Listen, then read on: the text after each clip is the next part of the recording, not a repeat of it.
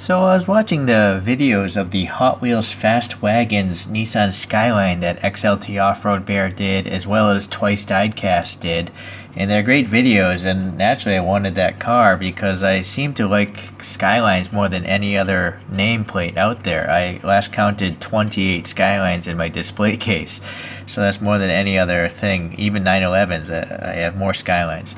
So, anyways. I was looking up the Hot Wheels version, and then I realized that a long time ago Tomica created this thing. So that's what we're going to take a look at here. I found this in a local shop, and I looked at it, and it does have Paintrash, which is most common for my poor collecting luck. But I bought it because I looked on the back of the box, and it says 2007. So the probability of me ever finding this model again is almost zero. So I bought the model anyways, even knowing that the paint's messed up, which is a shame. I really wish TLV could just make models that last, especially for the prices that they're selling for. But well, I don't know of a Skyline wagon nicer than this, so I bought it. And let's take a look here. So that was an interesting display case. So this must go inside the box. So LV-50, I guess that's pretty early in the line of TLVs. The Skyline van. I don't know what this livery is. I took Google Translate and put it against this graphic here, and it said Subi Sansani. Subi Sansani. I don't know what that means. And frankly, Google Translate might just be totally wrong in what it's looking at. So, I don't know. If anyone can leave a comment. Maybe you guys know what that text says. I know in the Hot Wheels one, I think, one of the videos you guys said it says Hot Wheels. But this is something else I'm imagining. Anyway, so this is the third generation Skyline. And this is body code VC10, whereas the regular coupe, I think, would be C10. So V, I assume, means van. And so this was sold between 1968 and 1972. It's supposed to be like a 1.5 liter up front, making 88 horsepower. And I found the suspension interesting. It has struts up front, but the rear is like a pickup truck, where it has parallel leaf springs. And then it also learned that this has drum brakes, both front and rear, making it a death trap. If you've ever driven a car with all drum brakes, you know what I'm talking about. I drove a Mini Cooper with drum brakes, and that's a very light car. And that the braking performance was so bad, I got out within 5 minutes. And clearly, I didn't buy that car. I was test driving it. Anyways, these are 13-inch rims, according to the internet as well. So those are the stats I found out about it. So I guess I'll just start with the paint rash that I saw right here. It's red. It's a red car, so it's almost guaranteed. It's like 80% of all red cars in my collection have paint rash from Kyosho and TLV. So, but again, if this is from 2007, even if I bought this off eBay for some ridiculous price, chances are it's just gonna have the same paint rash. So I at least got to see this ahead of time, and I just made a decision. Alright, well anyways, so we do have some ribbing here. We do have some windshield graphics. It's not textured though, it's no raised surfaces or anything, but there's silver printing there, and the window trim is nicely painted. This is a nice little silver graphic here. It might be a little off center. I feel like it should be that way a little bit. Okay, but the front is really nice to look at, because I think there's a black paint wash or something in there, or maybe not. It just looks like it's really well defined, the ribs and stuff like that, so it's good. And then you obviously have the plastic headlights. The turn signals, or whatever these are, running lights, I'd imagine they're turn signals. They're painted silver. Maybe it's just a clear lens. Yeah, it's a clear lens on the real car. Okay, so separate plastic bumper, which is nice. Yeah, there we go, 2007. Okay, it's riveted. And then somewhat flat but somewhat textured tires. Interesting. The suspension, and then the steel wheels. Those look pretty good. They don't have the hubcap that or on the photo behind me, but I think it looks better this way, so TLV made a good choice there. Unfortunately, this is an old casting, bear in mind, but that's a really wide panel gap. I mean, that's super wide. Oh well. Alright, that reflector is painted on nicely, or printed on nicely. The door handles, they have silver on them, so that's good. Window molding is silver, painted on, that's good. Going to the back, nice separate plastic bumper, and there's little silver or indentations here. Yeah, I think they're painted as well. Maybe those are the turn signals there. Why you would put turn signals in a bumper, I don't understand the logic behind that, but whatever. And then we got the nice plastic taillights.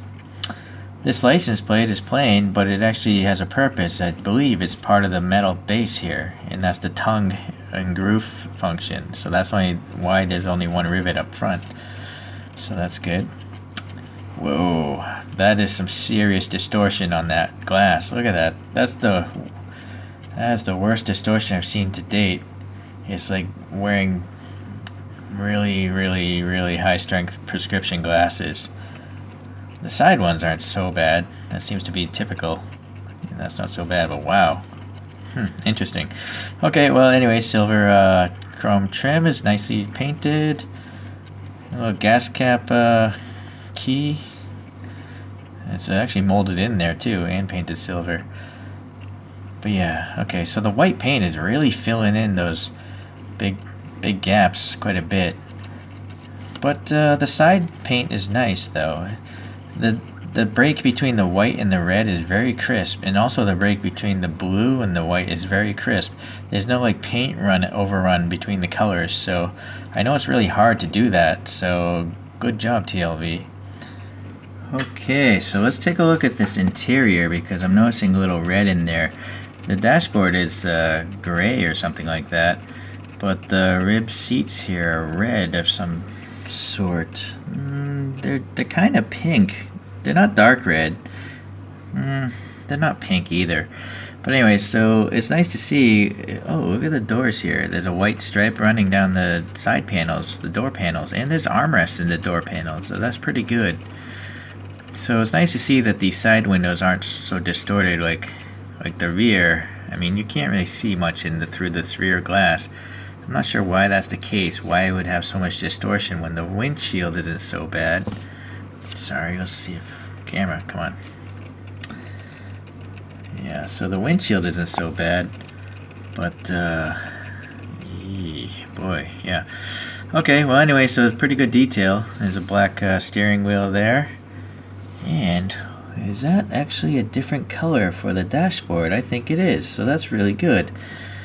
Maybe let me just set this thing in a stationary position and hit the focus here on the. So the dashboard, I mean, is black, but the instrument panel, there's like a white graphic in there. It looks like it's one of those wide speedometers where the needle travels, you know, through an arc. So anyways, and then it also looks like the bottom of the dashboard has silver trim on it.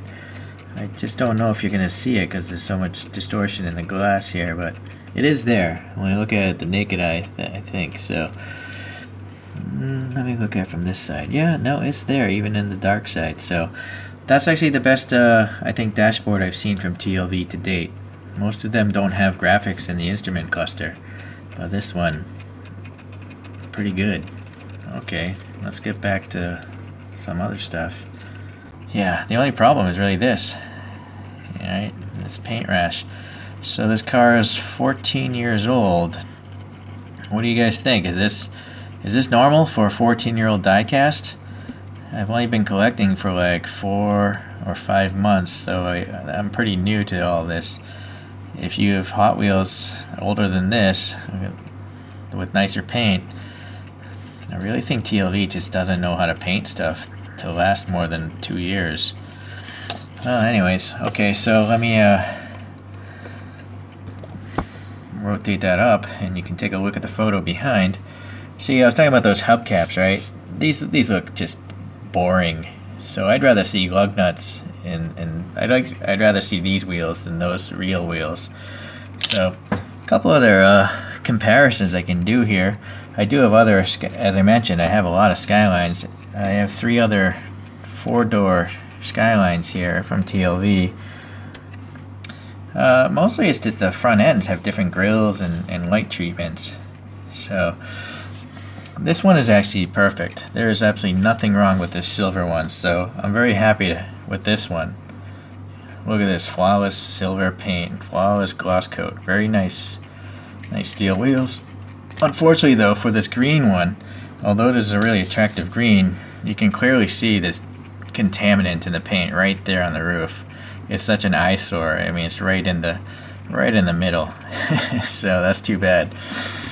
And then I do have this red one as well, and again, red paint. This is a disaster.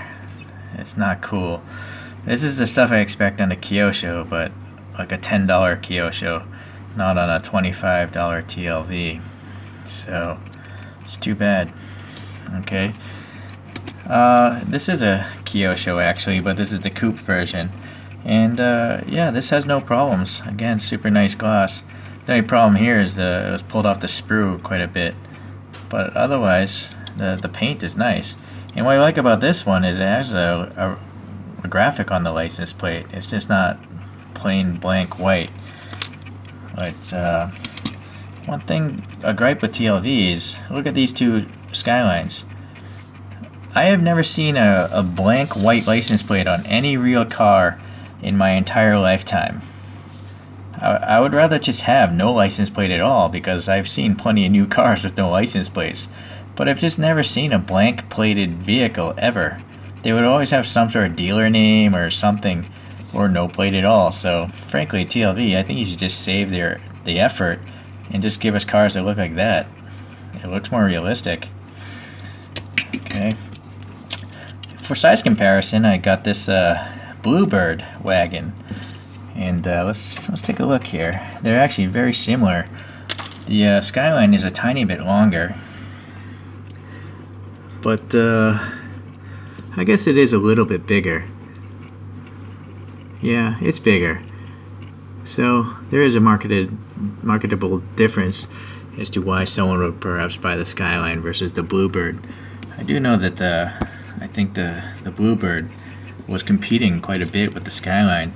It's such a good car, but it was a less expensive, smaller version, right? Okay, well anyways, so I'm happy to have all these cars in my collection. I just wish, as usual, I wish TLV would figure out how to paint a model properly and paint it to last more than a few years.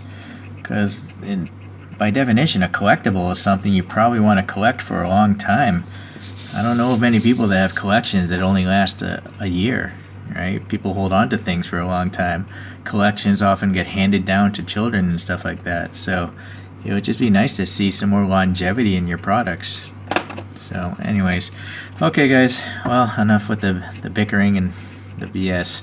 Alright, I'll see you guys around. Bye.